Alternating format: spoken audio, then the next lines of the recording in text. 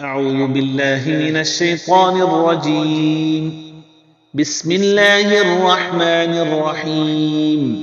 إذا وقعت الواقعة ليس لوقعتها كاذبة خافضة رافعة إذا رجت الأرض رجا وبست الجبال بسا فكانت هباء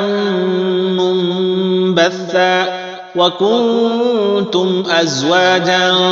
ثلاثة فأصحاب الميمنة ما أصحاب الميمنة وأصحاب المشأمة ما أصحاب المشأمة والسابقون السابقون أولئك المقربون في جنات النعيم ثلة من الأولين وقليل من الآخرين على سرر موضونة متكئين عليها متقابلين يطوف عليهم ولدان مخلدون بأكواب وأباريق وكأس من معين لا يصدعون عنها ولا ينزفون وفاكهة مما يتخيرون ولحم طير مما يشتهون وحور عين كأمثال اللؤلؤ المكنون جزاء بما كانوا يعملون لا يسمعون فيها لغوا ولا تأثيما إلا قيلا سلاما سلاما وأصحاب اليمين ما أصحاب اليمين في سدر مخضود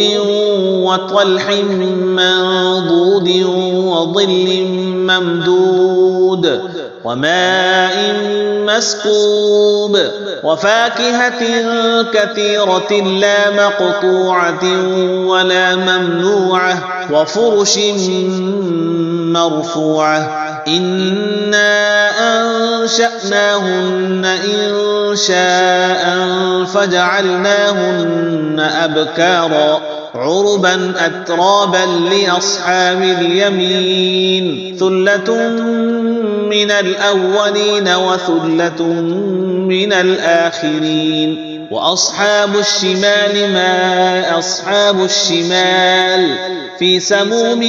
وحميم وظل من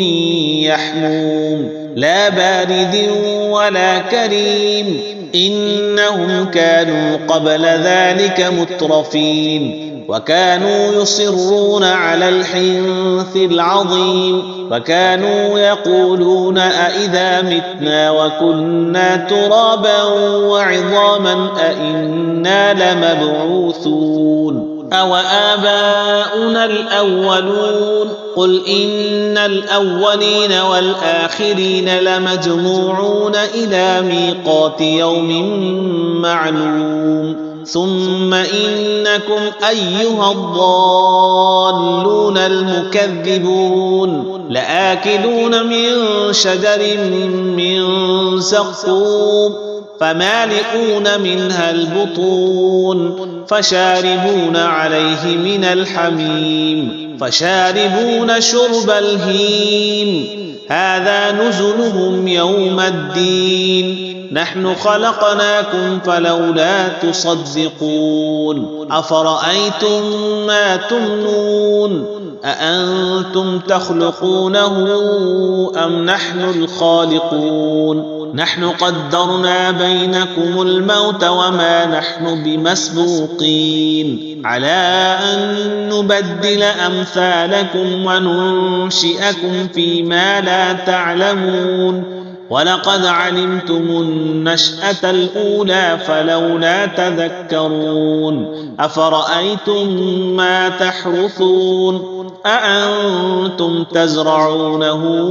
أم نحن الزارعون لو نشاء لجعلناه حطاما فظلتم تفكهون إنا لمغرمون بل نحن محرومون أفرأيتم الماء الذي تشربون أأنتم أنزلتموه من المزن أم نحن المنزلون لو نشاء جعلناه أجاجا فلولا تشكرون أفرأيتم النار التي تورون أأنتم أنشأتم شجرتها أم نحن المنشئون نحن جعلناها تذكرة ومتاعا للمقوين فسبح باسم ربك العظيم فلا أقسم بمواقع النجوم وإنه لقسم لو تعلمون عظيم إنه لقرآن كريم في كتاب مكنون لا يمسه إلا المطهرون تنزيل من رب العالمين أفبهذا الحديث أنتم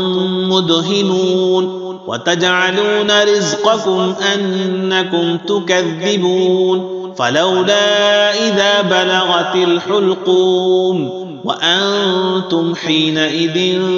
تنظرون ونحن أقرب إليه منكم ولكن لا تبصرون فلولا إن كنتم غير مدينين ترجعونها إن كنتم صادقين فأما إن كان من المقربين فروح وريحان وجنة نعيم وأما إن كان من أصحاب اليمين فسلام لك من أصحاب اليمين وأما إن كان من المكذبين الضالين فنزل من حميم وتصلية جحيم إن هذا لهو حق اليقين فسبح باسم ربك العظيم صدق الله العظيم.